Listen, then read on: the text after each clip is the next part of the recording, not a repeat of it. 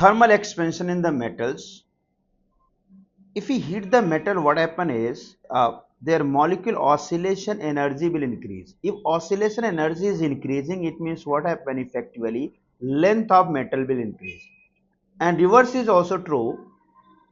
If you are cooling this one, temperature will decrease, then length of the metal will decrease. And how it works, let's say we have one rod and we are increasing temperature of this rod. When we are increasing temperature of this rod, in that case length change will be delta L. Let's say length change will be delta L. Change in length will be delta L. Now that delta L is directly proportional to actual length of a rod, and delta L is also directly proportional to change in the temperature.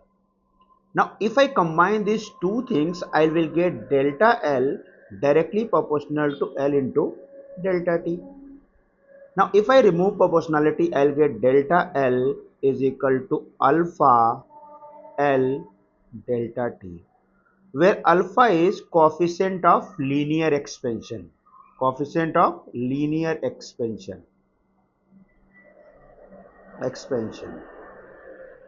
And L is actual length and delta T is change in temperature, and delta L will be change in length. Now in place of delta L, what I can write, L dash minus L, that should be equal to alpha L into delta T. Now I can write this L dash is equal to L 1 plus alpha delta T. Please take the square plate over here. So we can say the length will change and width of this plate will also change. So what will happen? Effectively area of this plate will change. So similar to previous one, what I can write, delta A directly proportional to A and delta A directly proportional to delta T. If I combine these two things, so delta A, that will be equal to directly proportional to A into delta T. Now delta A is equal to beta A into delta T. Now beta is coefficient of area expansion, A is actual area, and delta T is temperature difference. You can also write this one, A final minus A is equal to beta A into delta T.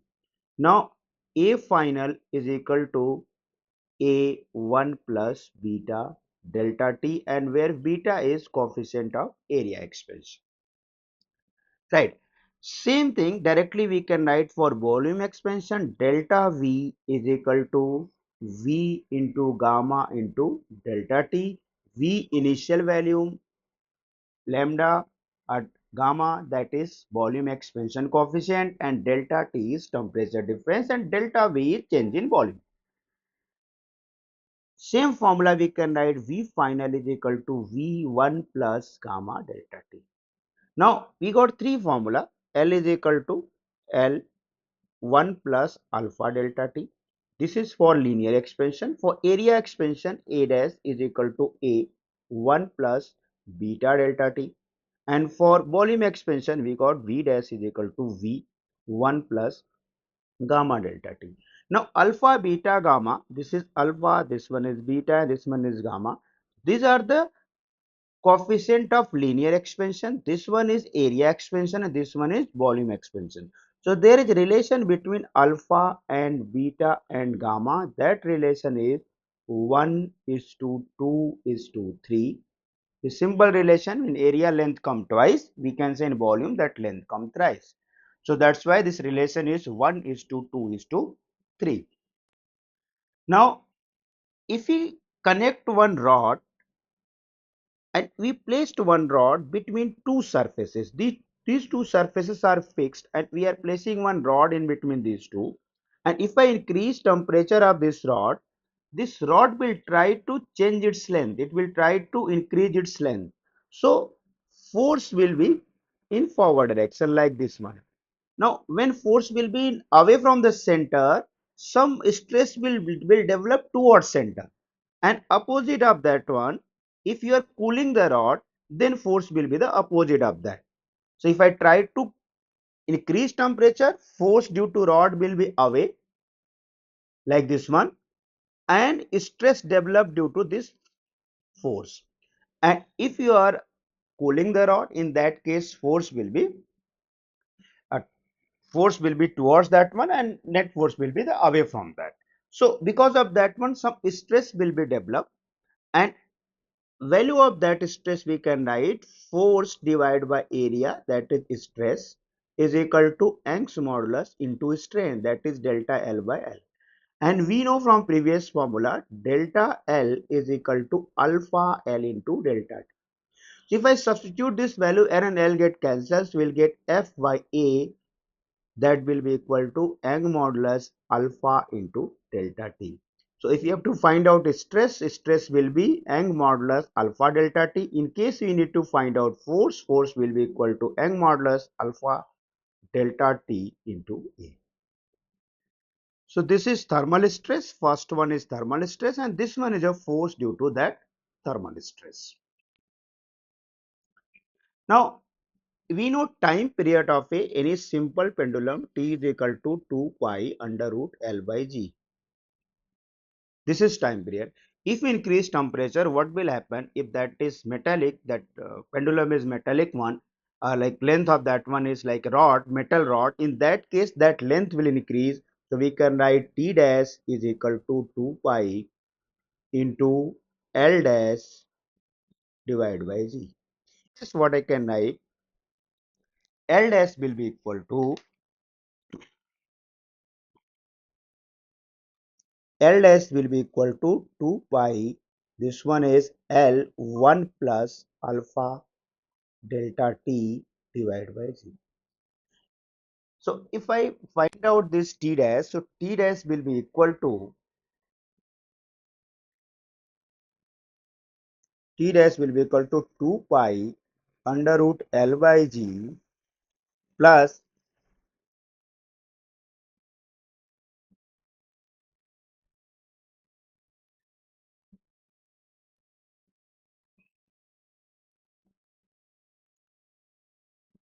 okay, this one is T and this one is T dash.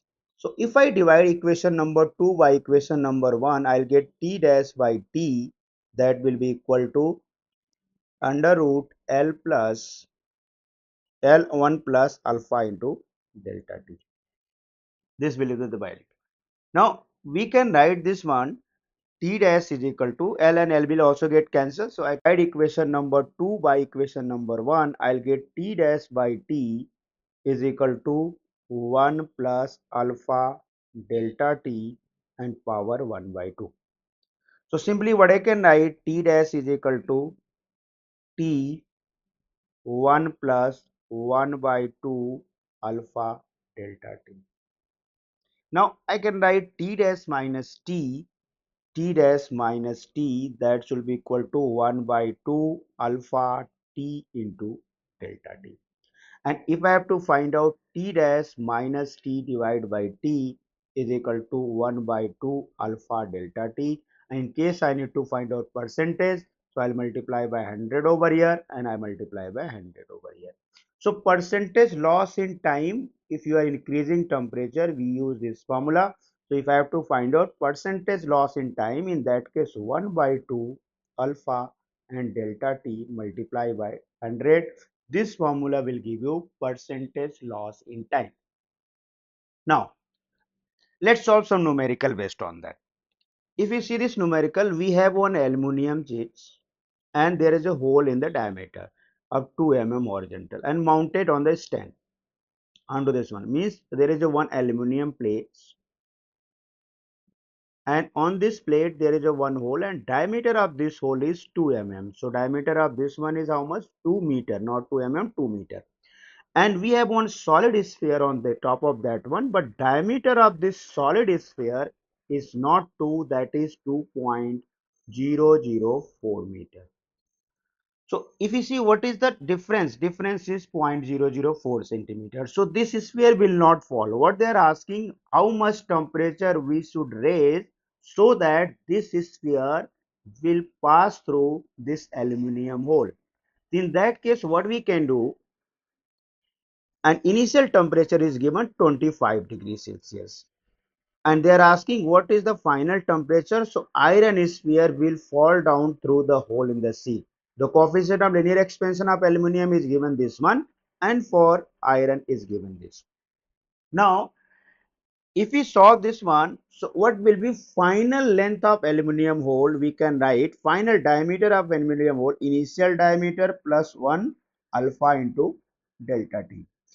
And what will be final diameter of solid sphere? Initial diameter plus 1 plus alpha dash into delta T. Now, if I solve this equation, in place of this D, I will write 2 and 1 plus in place of alpha. In case of aluminum, what I'll write 2.4 into 10 raised to minus 5, or delta T we can write T minus 25. Similarly, here you can write 2.004 and 1 plus alpha for iron, that is 1.2 into 10 raised to power minus 5 into delta T will be again same, that is T minus 25, because we are increasing the system, we are increasing the temperature of the system. Now if I calculate this whole value, and we'll get T is equal to 191.7 degrees Celsius. So this is the one example based on thermal expansion. And now let's solve one other numerical based on this one. In this numerical, what they are saying, a metal rod 25 centimeter length expand 0.5 centimeter when temperature range from 0 to 100. Okay.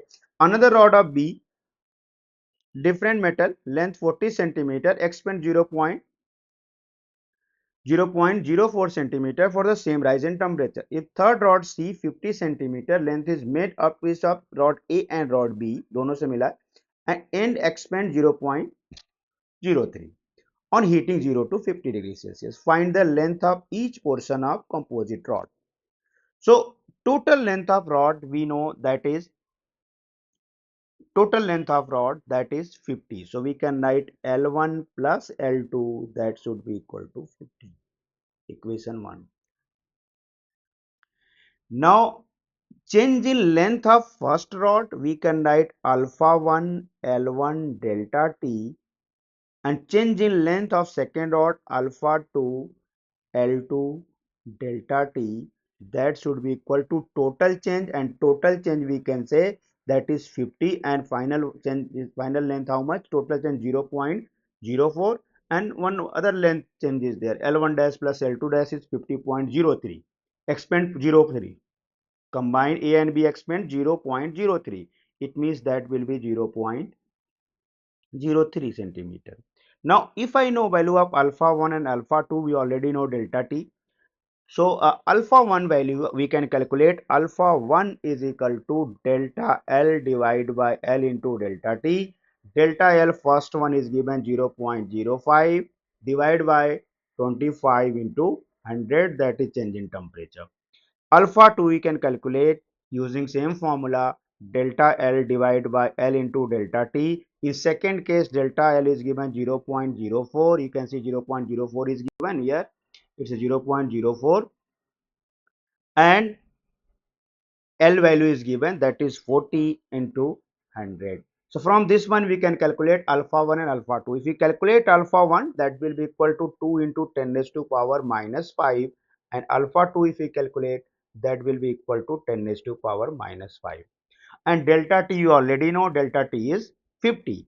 So if I write this one 50, this one 50, and alpha 1 alpha 2, so I will write this one 2 into 10 raised to power minus 5 into L1 plus 50 into 50 plus alpha 2 10 raised to power minus 5, and L2 value is how much?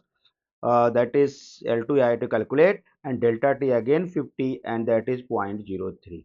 So if you solve this whole thing, so you will get 2L1 plus L2 is equal to 60 centimeter.